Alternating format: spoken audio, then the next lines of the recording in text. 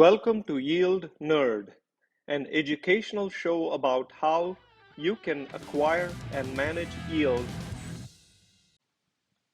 All right, Yield Nerds, episode 105.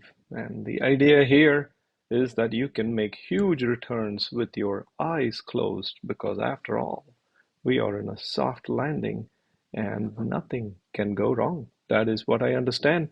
So let's see how you can make money with your eyes closed in Q1 2024. We're up to 259 subscribers in about a year and 4 months. Thank you for your support. Remember, if you're new to this channel, please use the playlist that organizes this show from basics. And finally, I have no magical powers of prediction. I constantly tell you about what I get wrong as much as what I get right. Make sure you do your own checking. Well, 2024, we've kind of had this theme for a little bit, only because nothing much has changed, because it's an election year and the parties are either forced to work together or collapse together.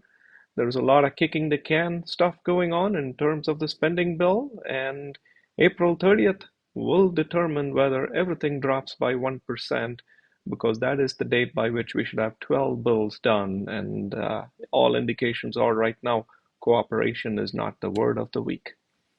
I'm going to discuss some specifics about my portfolio, and before I go there, I want to reiterate that this is not tax advice. It is not investment advice. I am not a wealth management advisor, and I have nothing to sell or pitch, and I don't do product or politics either.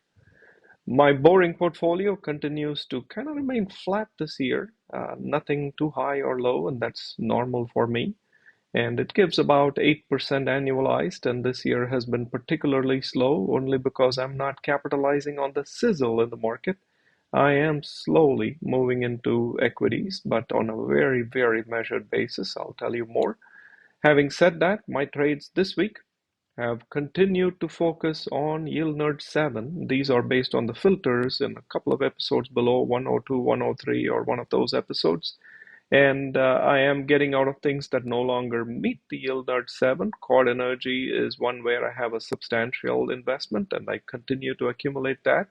My strategy is pretty simple. If it is a new entrant that meets the filter, I buy. If it exits, I sell. Otherwise, I stay in short-term treasuries. You will see that I am launching into agency bonds. Here is a 20-year callable agency bond that pays 6%. It's not that I intend to hold it for 20 years. I just think it's going to get called in 6 months or a year or something like that. And I have no problems earning 6% state tax free in that period. That is my play with that. Rolling back to some of the earlier trades, more CEIX, and that is also in the Yield Nerd 7. Archer Daniels Midland. It's a food stock that had a crash. 150 million, something like that, in revenue out of 100 billion had an accounting issue, and the CFO for that business unit was let go, and the stock crashes 25%. I like it. The reaction is far more than, in my opinion, the problem. And so I grabbed Archer Daniels Midland on a couple of different tranches. So we'll see how it goes. Outside of that, once again, T-bills that mature in a month and a half. So again, with my theme of very short-term T-bills, and the ADM here is a crash buy. Outside of that, it's mostly again Chevron and CAIX and T-bills and Archer Daniels Midland again. So same old, not too many new trades.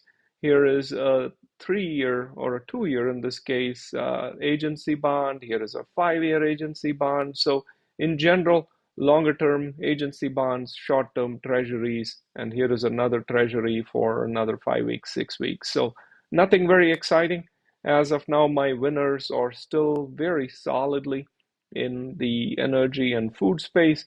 I do have many losers, except I thankfully don't have a lot of my portfolio at all in the losers. And so it doesn't bite me hard. So as I mentioned, I do get calls wrong, and I don't immediately dump them. I keep them around, and sometimes that makes it worse. So be careful. My 3-month strategy is to indeed increase duration, because I do think interest rates or cuts are coming. So I'm increasing duration, but I'm doing it via agencies, so I can ride it a little bit longer. I am doing short-term treasuries as I anticipate some drama around the end of April. And given the two-party dynamic, I don't believe in the soft landing for reasons other than whether or not there is a real soft landing. So I am positioning myself for some kind of a market crash or a recession later this year. Maybe I'm right, maybe I'm wrong, but 5.4% state tax free is plenty for me in the meanwhile. So I am T-billing and chilling with some agency bonds and some very, very strategic investments. Hey, remember, even a blind squirrel finds a nut once in a while. Don't believe me? Do your own research. And thank you for watching Yield Nerd. Thank you for listening to Yield Nerd, a do-it-yourself show for yield accumulation and management.